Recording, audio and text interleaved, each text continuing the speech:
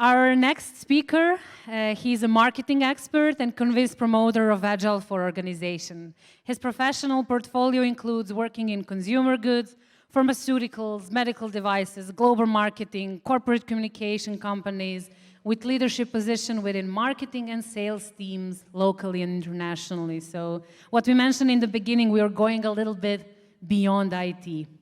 He's passionate about continuous improvement and constant search for greater efficiency. I would like to welcome to the stage Christophe Martinot. Thank you.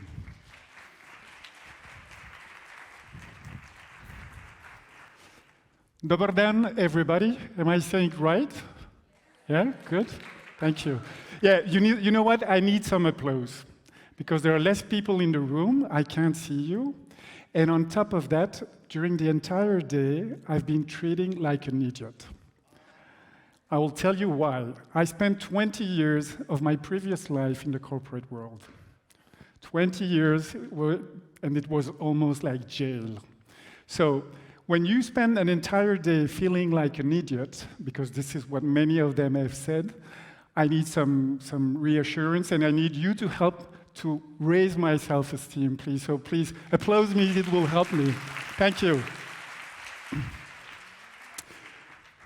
Okay, so a little bit of introduction. So like I said, 20 years of corporate world, and I quit. After 20 years, I had a good salary, I had a good position, I was making, I was leading a big team, I was responsible, I started in marketing and then I started moving to marketing, sales, and leading business units and so on, but I wasn't happy. I was changing all the time. I've been working for companies like Danone, L'Oreal, then I moved to the pharmaceutical world. I worked for companies like Sanofi, like Abbott, and then I ended up also working for a company called Novo Nordisk, and then I moved to the agency side, working for the Omnicom group.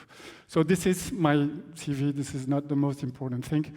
I would prefer to talk about that.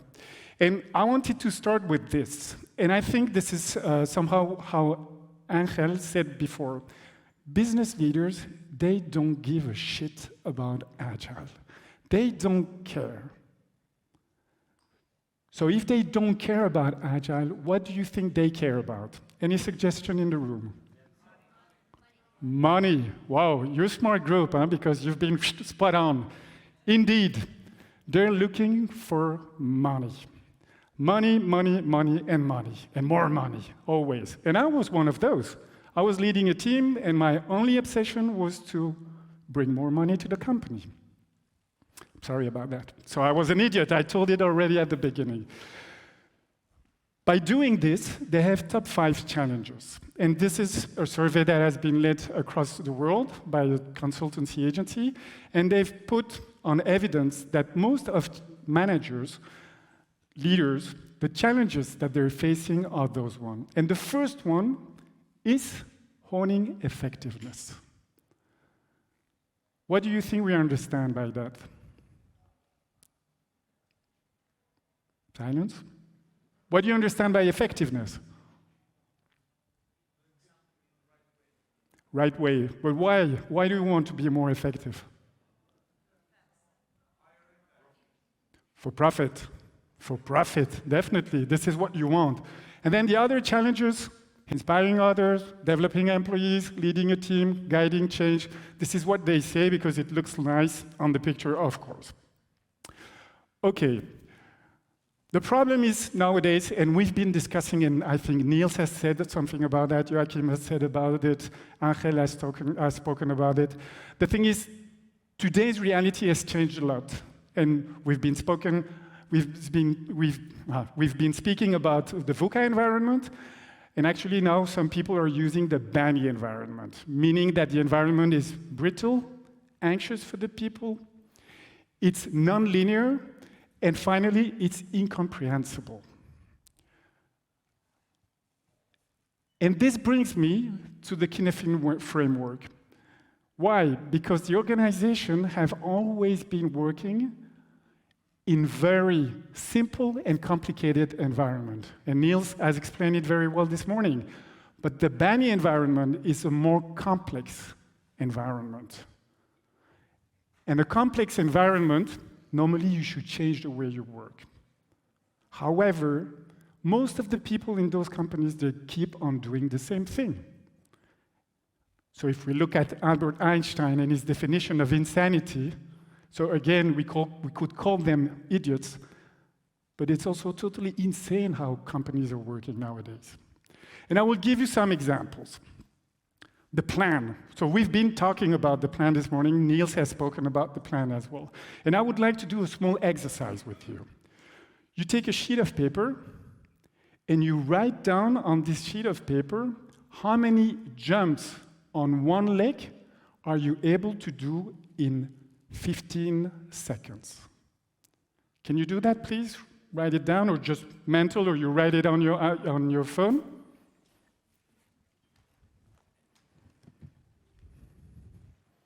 Fifteen jumps, 15 seconds on one leg. It's personal, huh? Done? Are you ready? Okay, so then I would like you to stand up. For those who are capable of it, stand up. Come on. It's the end of the day, we need some energy and some oxygen. So please follow my instruction, okay? So I said 15 seconds, and you jump on one leg. Are you ready? Yes? Okay, let's go. You're doing good, it's great to see the power that I can have on the audience. And I'm doing it with you, as you can see.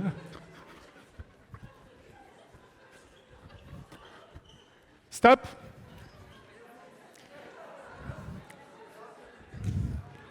Any injury in the room? No.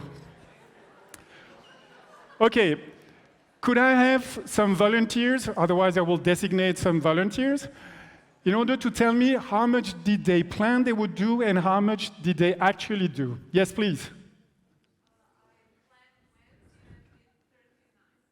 20 and 39. Excellent. Somebody else? Yes. 38. So you did more than what you planned, and you too. Yes. Excellent. Anybody in the room planned less than what he actually did? 50-50. You're a weird one. You're a weird guy. And you? Okay. Okay, usually when I do that exercise, most of the people, they underestimate themselves. There are two lectures of this. First, we're very bad at estimating. And you guys, I forgot to ask that, how many of you are working in IT? Okay, how many of you are working and doing estimations? Wow. How many of those who just raised their hands did this exercise well? None. Okay, so you all suck at estimation. That's good. So, the second exercise that we will do now, now we have a benchmark. You've planned, you've jumped, and I would like you to think about how many jumps can you do in 30 seconds. You can use the same leg, you can change the leg, I don't care. So when you're ready, you stand up, please. It's good for the oxygen. So 30 seconds, one leg, right? And please, you follow my instructions, right? Are you ready? Okay. Let's go. Stop. Let's go. Stop. It's great to see it from here. Go. Stop. Again. I didn't stop. I didn't say stop. Stop. Okay, a little bit more. Stop. A little bit more. Okay, last sprint. Come on, guys, you can do it. And stop.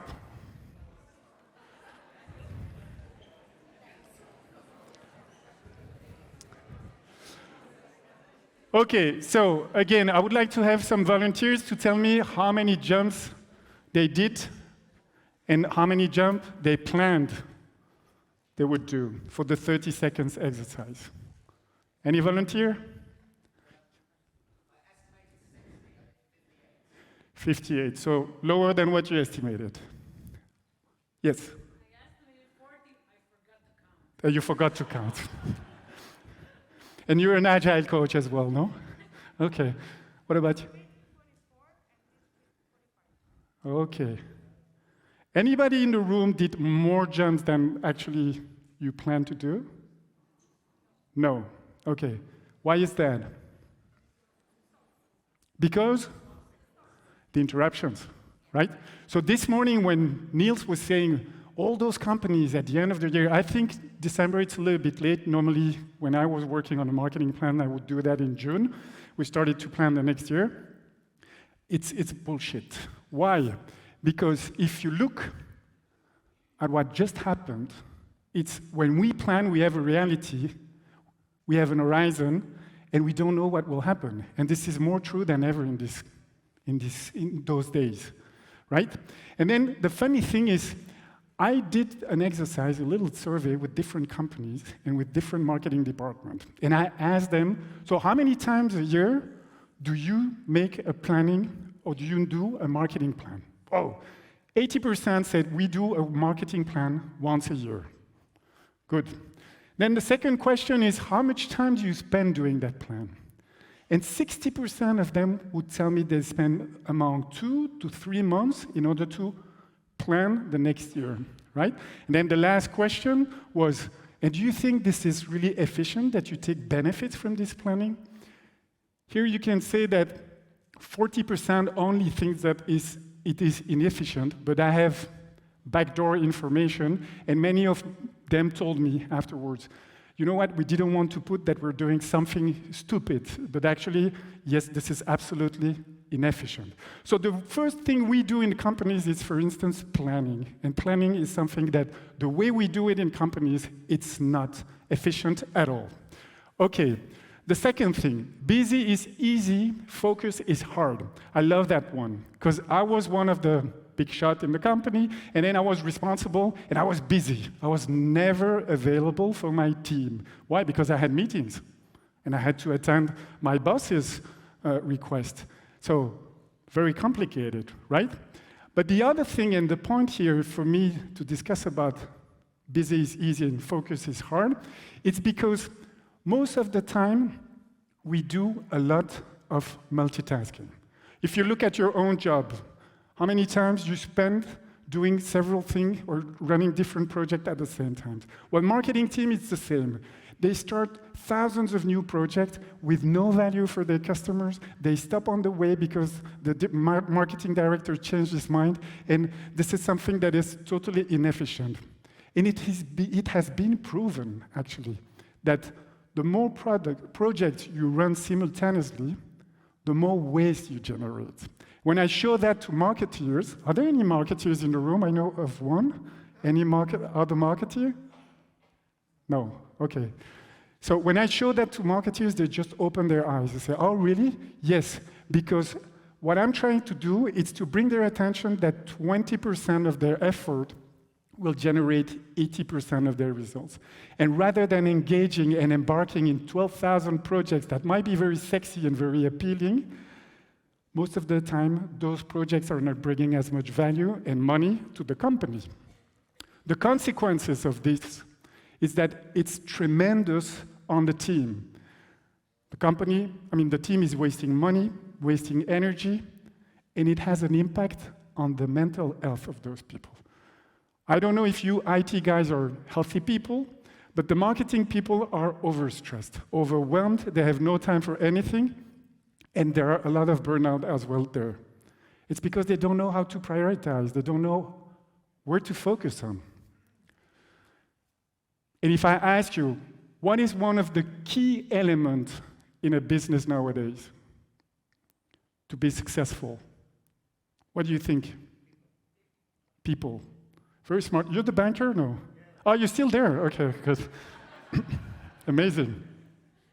So you keep the level high, that's great. So yes, it's the people, definitely. It's the people. And have you ever heard about this theory, which is the service profit chain? So basically, those are Harvard professors, very famous. They explain that the better your employees are feeling, the better service they will give to your customers. The better the service is to customer, the more loyal they will become to your company, and the more growth it will generate for your business. The same happens. Take a personal experience. You go to a restaurant one day. The food is regular, and the waiter is very bad. He's a naughty guy, he's not well educated. What will happen with you? You go there once, but you won't repeat. On the opposite, you have a good waiter, a guy who's really friendly, with a lot of attention to the details. What will you do? You will return. And this is something that leaders need to understand, that if people are very engaged and motivated, this will bring revenue to their company. Having said that, the reality has changed, and the pandemic has accelerated that a lot. Here on my slide, I have one part, which is the job complexity. Angel was saying that he was a grandpa. I'm somehow also a grandpa, because when I started to work, it will give you a hint on my age, there was no internet, no email, and no PowerPoint, right? But the appraisal of internet, the new technologies, has complexified a lot the job of the people in marketing, a lot. The second thing, customers nowadays, with all those technologies, all this offering coming to them, it's very difficult for them to know what they really want. And actually, they don't know what they need. I think this is Joachim this morning who said a sentence of Steve Jobs, right? Customers do not know what they want until they see it, and when you show it to them, they want something else. Third thing, work-life balance. Anyone here in the room has heard about the quiet quitting movement? Yes? Quiet quitting, for those who don't know, it's about people just doing their time. I have a 9-to-5 work contract. I will come to work from 9 to 5, and I won't do the extra mile. The grandpas, like us, we've been trained and asked to do the extra mile. The new generation, they don't do that. Are they wrong? I don't think so. I think that life is more of value than work at all, no? So I think they're pretty right. And then the last thing, it's about the collaboration. More and more, because of the pandemic, the remote way of working has accelerated, and many companies are working remotely. So if it's already complicated to collaborate physically, when we are face-to-face, remotely, it's even more complicated. And this is one of the elements that leaders need to take into account as well. So both things, the new environment, the bunny environment, plus the traditional way of working, this is leading people to get disengaged in the companies. Gartner has published, and they do, I think, refresh those data every year or every 2 years, and they've shown that 2 out of 10 employees in the companies are motivated, meaning that 8 out of 10 are not engaged with the company. So my question to you is, how are we going to grow if the most important part of our business is people? It's like trying to go 250 kilometers per hour with an old car with oxidated pieces. It's exactly the same.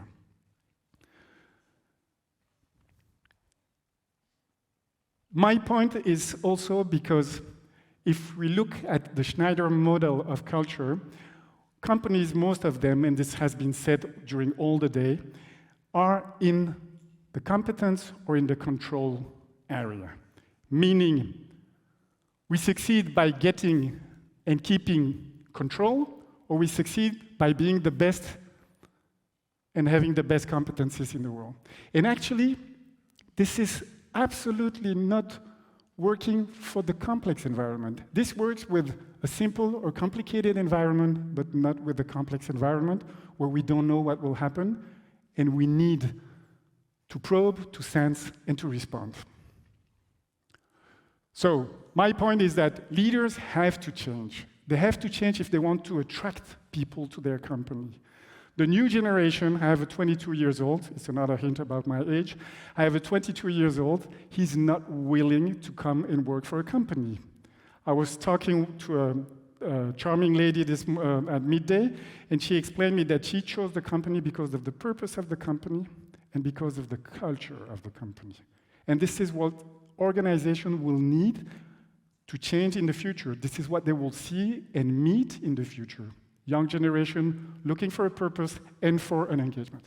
So there is a need to change, but organization changing, there are very few. And there are very few leaders willing to engage in this transformation and into this change. When I was in the business world, I had no clue about Agile.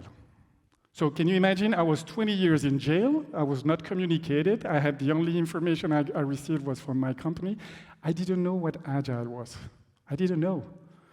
When I decided to quit and to start to look for my own purpose, I was accompanied by a great coach, and she oriented me to Agile. She told me, you should have a look at that, because the way you are, the way you think, this is something that could be interesting for you.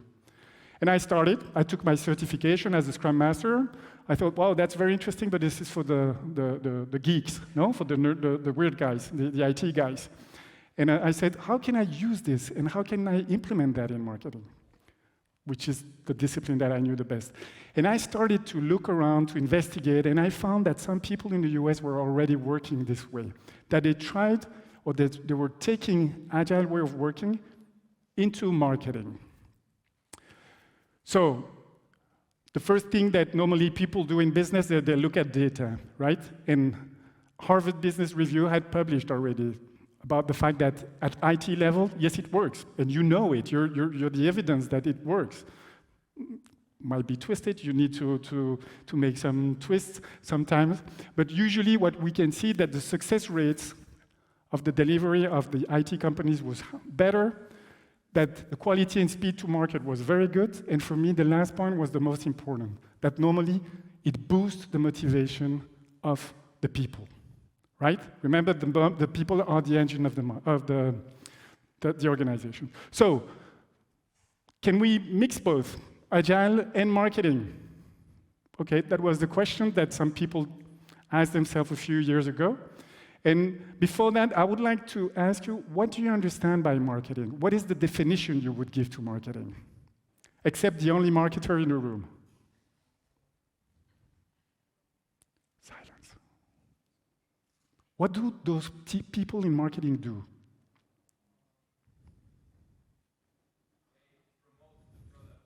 They promote the product. Yes. What else? They create brand. What else? They research the market also.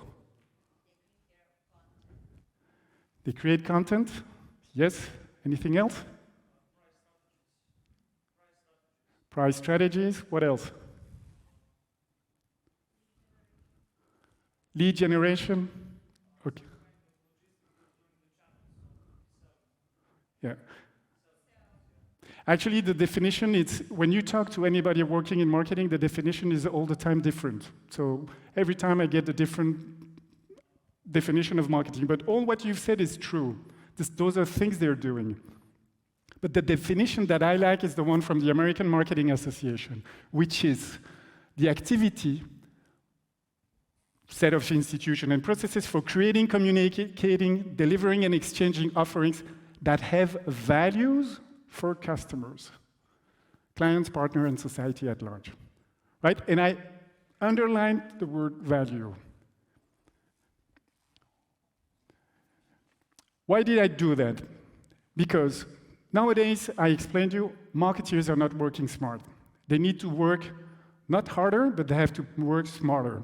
And for me, there are different ways of defining what an agile marketing would be. So it would be a team that is capable to adapt quickly to the market changes internally and externally. A team that is capable to respond rapidly and flexibly to customers' needs,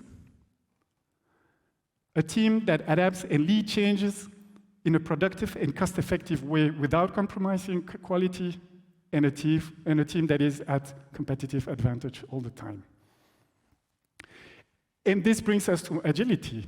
So the way to do this is probably using the 4 pillars of Agile and agility, right? Working with frequent iterations where it is possible, because it's not always possible in marketing. Working with self-organized teams, working with cross-functional teams, and working with continuous feedback. I like to summarize it like marketing or agile marketing, it's a discipline. Because most of the time, and I've faced that, I come to a company, I train the marketing and sales department, cross-functional, and I explain them what it is about, right? And then they start and they say, oh, but how do we start? Yes, it's not one day you're waterfall and you will move to agile, you know that, and it's the same in marketing. And they don't have to expect such a way. The good thing is, we also have a manifesto. Did you know that? Some of you knew that in the room? Yes, well, the Agile Marketing Manifesto exists as well. And it's based on 5 values. The first one is focusing on customer value and business outcomes over activity and outputs. Why is that? It's because often companies, their marketing department, what they do, they produce a lot of stuff. And they don't care, but they just hit the box, no? They hit, so it's they tick the box, sorry. And they just say, okay, that's done, it's done, we've done our job. Whether it brings value to the customers or not, they don't care. The second one is delivering value early and often over waiting for perfection. And that's also very typical, the marketing team. Oh no, we don't want to release the campaign now because it's not perfect and we have to wait and this and that. And then they launch it, and after several months, they find out that the campaign that they've launched is not working at all and has no success. Third one, learning through experiments and data over opinions and conventions. It's very similar to the Agile Manifesto, right? Do you know why is this one? Because of guys like me in the past. I was going to the market, I was meeting with some customers, I was coming back and I was telling the team, this customer, and this customer, they told me that we need to change and we need to go this direction. 3 feedbacks from 3 customers, right? Very bad. The other things that marketers do, somebody said market research, right? Do you know what they do with the market research? I hate them. They cost a fortune, and then when we do it, when we take it in marketing, we just take the data, we express it, we just twist the information, and we use it the way we want it to look good in front of the top managers. And I think we should do it a different way. Fourth thing, cross-functional collaboration over silos and hierarchies. Have you ever heard about the typical field marketing and sales? Well, I can tell you I've experimented that a lot, and it's a nightmare. Salespeople say that marketing are stupid and they don't do anything valuable. And marketing people say that sales guys have no clue about marketing and that nothing is working. So imagine how they collaborate both. And then the last one is responding to change over following a static plan. The exercise that we did, the marketing plan that people, they spend 3 months on it, I still can see organizations nowadays that will say, oh, we're just implementing because it's in the plan. Yeah, but the plan doesn't stick to the reality anymore. Yeah, but it's in the plan, so we have to implement. It still exists, yes. Okay, so when we speak about agile marketing, what we want to say is just that. Work smarter, not harder. Focus is about saying no and stop guessing, start discovering. Why do we start with the first one? Because good marketing shouldn't feel like marketing to customers. If you take yourself, put yourself in a situation where you've been forced or you feel that there is pressure from the company or from the organization willing to sell you, what is your reaction? Oh, it's too marketing-oriented. I push it away, right? When this is something that you just embarked on the journey with the company and the organization, you don't even feel that you're buying something. You're just thinking that you're taking something of value. And here, this is something that I explain to people as well, to marketeers, the difference between an output and an outcome, right? I love what Joachim said this morning, or this midday. He said, we have to minimize the amount of output and maximize the amount of outcomes. And by this, I explained them. An output, it's simply all the things the marketing department can produce. Could be a folder, an email campaign, an Instagram campaign, whatever. The outcome is the result that they get thanks to this outcome. Thanks to this output, sorry. And the difference and the move from output to outcome, it's the value. If you're able to produce and to provide value to our customer, we will achieve an outcome. And an outcome is a change of behavior, it's a change of, it's a need satisfaction. So this is much more valuable for a company. The second thing I like to tell them is stop guessing, start discovering. And it's again related, for instance, for the market research. I loved what, I don't remember your name, I'm sorry, about the retrospective, but you said that there was a very good metric, which is how many days since the last time I met with the customer. I can tell you, I had some people in my teams, in marketing, they would never go to meet a customer. Never. They would just use the market research. So how can you be and bring value to your customers if you're not meeting them? Because we've said it, the customers do not know what they want. So what I engage companies to do as an organizations and marketing team usually is to say, okay, you have market research, you want to keep doing that? Okay, it's not a problem. But you have to find a way in which you can collaborate with your customer, accompanying him in order to find a solution that is real value for him. And all the rest, all that is not valuable for your customers, just don't do it and focus on that. And this is working hard. This is working smarter and not harder. So most of the time, I also have marketing teams coming to me and asking me, okay, what kind of practices do you recommend? I don't know. It's like somebody said also this morning, like a good consultant. I don't know. It depends. Well, it's true, it depends. It will depend very much on the organization, the business you're in, and the industry you are. But what I do is I use the heart of Agile. I don't know if you're familiar with that.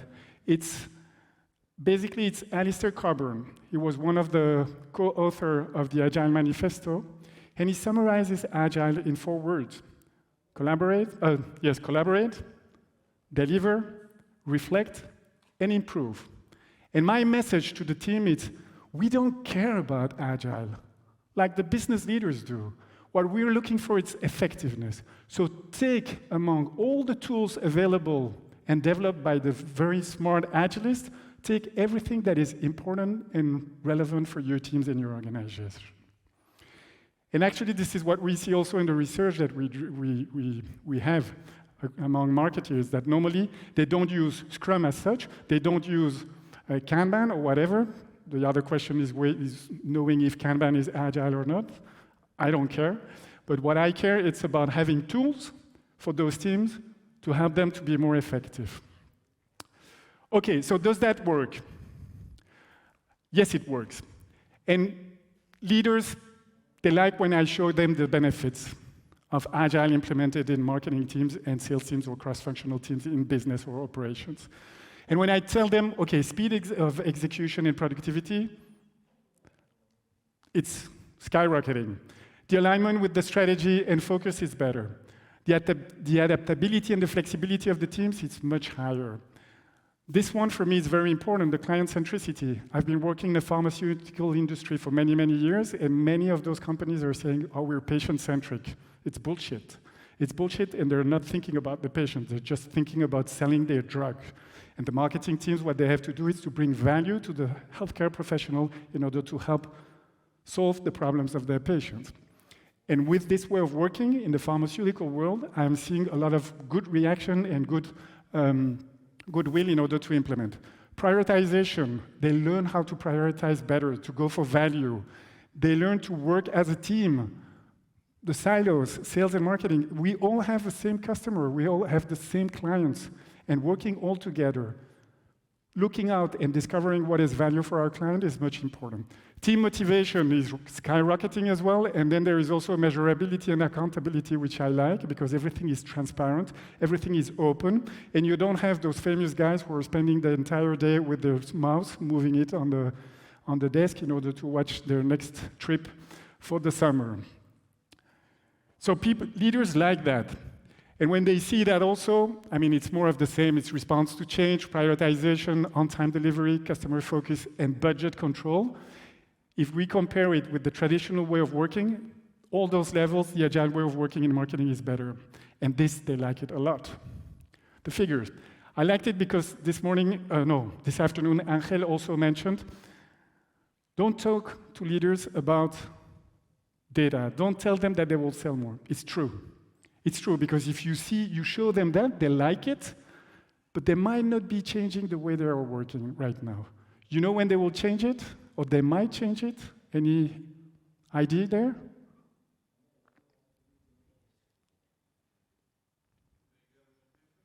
When they what? When they get, yes, but what do they need sometimes to get an epiphany? What about the results? When they see the results declining and they have this little stone in their shoes and they say, shit, I'm not hitting my target, I won't take my bonus, I need to do something different. And this is when we're on the way to the epiphany, but we're not still there. And there is a lot to do there.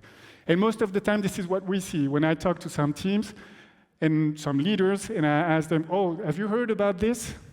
Have you heard about how your team could be more effective? I try not to use Agile, as I told you, because Agile, they don't care, they don't give a shit. So I'm trying to see, have you ever thought about how more effective could your team be? Say, oh, that's very interesting, but we don't have the time. And that's most of the time the barriers that I'm encountering.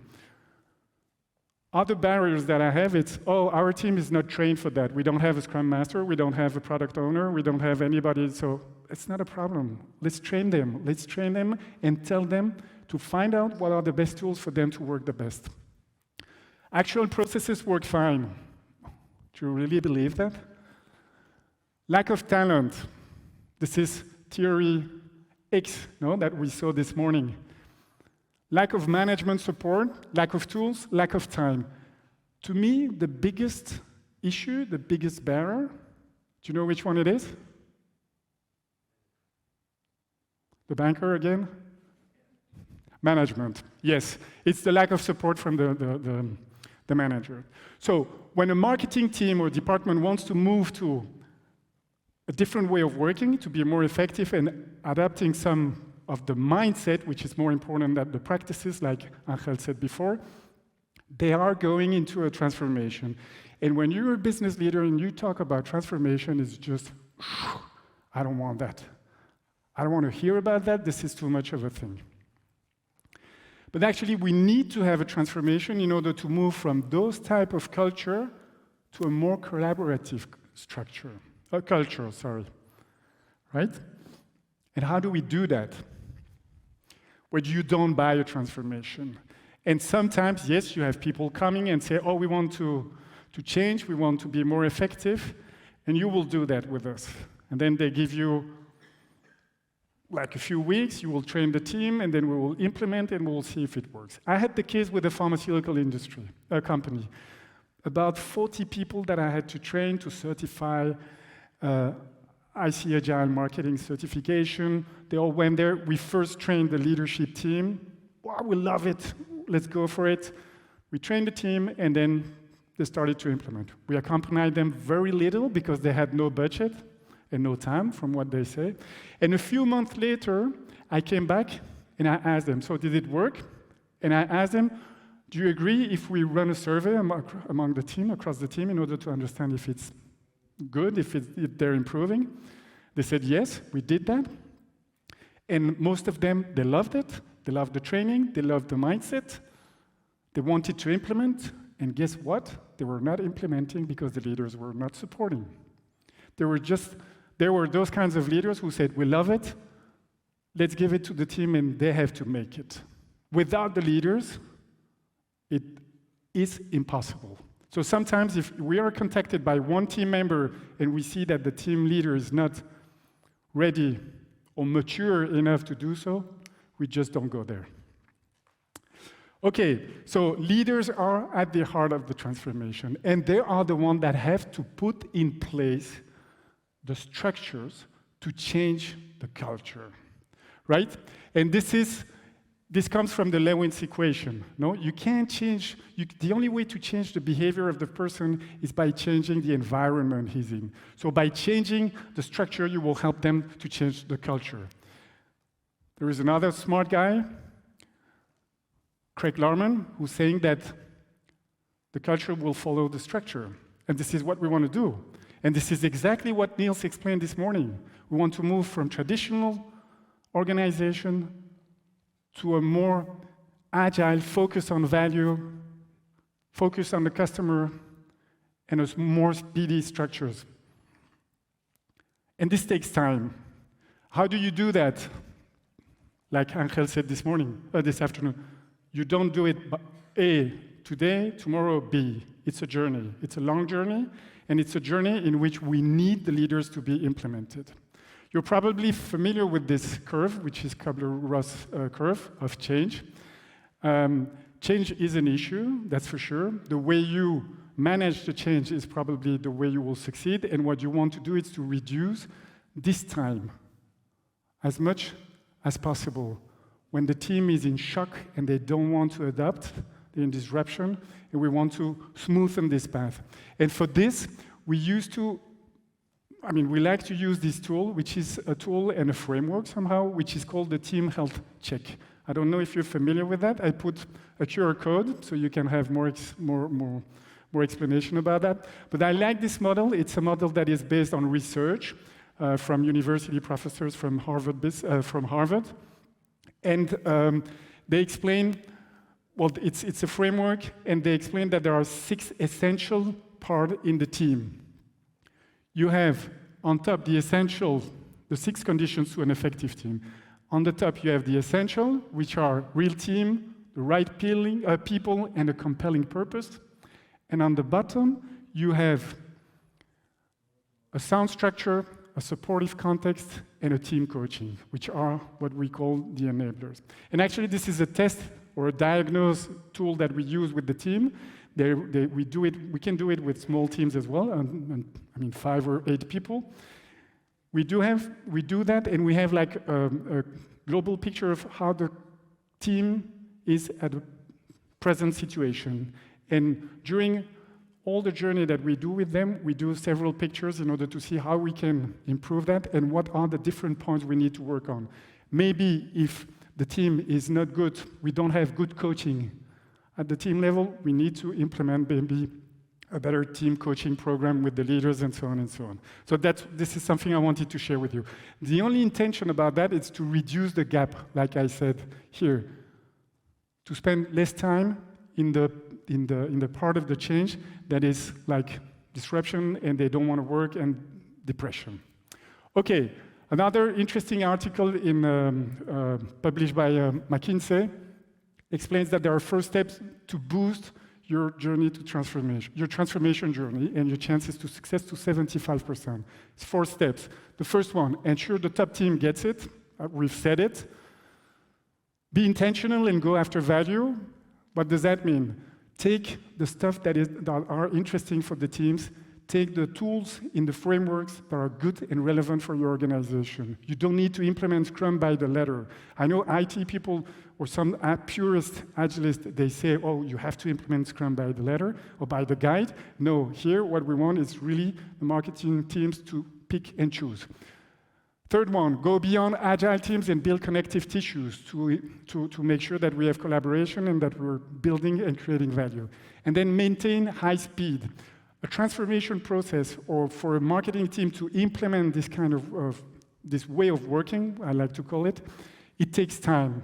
And McKinsey, for instance, have surveyed and they've shown that you have to maintain a sustainable pace during 18 months.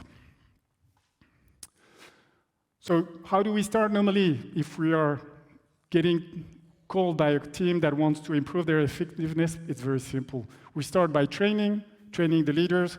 We go on and move on with coaching, and we end up experiencing. Experiencing is by mistakes and errors. And this is something that in organization, they also need to learn, because it's not always easy for people to move from one organization or from one culture where you should, or normally you are blamed, to a culture in which failure is accepted if you want to learn about it.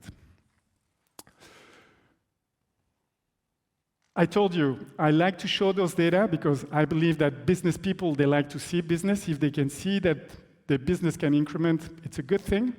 Moving from 20 to 40% increase in growth, I can tell you business leaders will buy that. But they have to remember that it's a long journey. There are thousands of ways of doing it. It's not easy.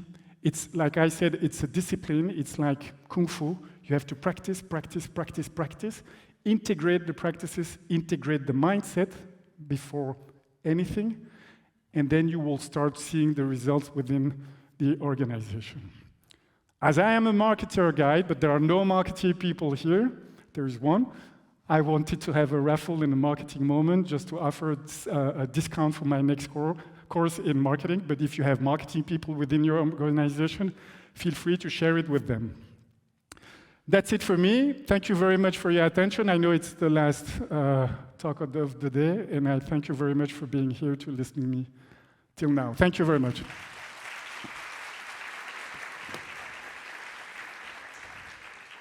Thank you very much, Christophe. Maybe we can jump into the question slide.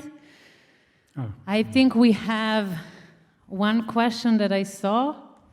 If not, I have my trusty phone here. What is your opinion about Agile in sales? Even though you talk about marketing, I know you have also sales experience. Yes, no, definitely, because I was in charge of marketing and sales, and I really believe that it can work in sales as well. Actually, I haven't shown it here, but what I don't like about the Agile Marketing Manifesto, even if I was part of the group that restructured the last version, it's that we're pushing for silos. And there is an Agile Marketing Manifesto, there is a Sales Manifesto, there is a HR Agile Manifesto. What I think, if we're not willing to move into the silos, we have to do reverse engineering. And we have worked on what we call the Agile's Customer Centricity Manifesto, based on the fact that actually any department within the organization has customers. And we have to help those departments or disciplines to provide values to their customers. So for me, in sales, it makes a lot of sense. And by the way, I mean, now I'm a consultant and I have to work my own sales. The way I work is also by iterative and incremental way. What do I try to do? I get a briefing by a client. I'm not trying to just receive the feedback, the briefing, go back, think, and then deliver it. No, I try to build my proposal with him. So step by step. So I ask for frequent feedback moments in the process in order for him not to feel that it's a sales process, but actually I'm building it with him in order to collaborate and to make sure that I'm offering value. So this is definitely working in sales for me as well. I don't know if I'm answering your questions or not in this sense. Nina will tell us if this is answered or not. Yes. Okay, Chris is coming back with a question, how many jumps you can do in 60 seconds? I've done it so many times that I don't know anymore how many jumps. I don't count, I just do it to be with you and to be an influential leader. Do we have maybe somebody from the audience, because we are really good on time, that would like to ask a question live? Dun, dun, dun. I don't know this Who Wants to Be a Millionaire sound when it's ticking like... Okay, nobody. Thank you very much. Thank you.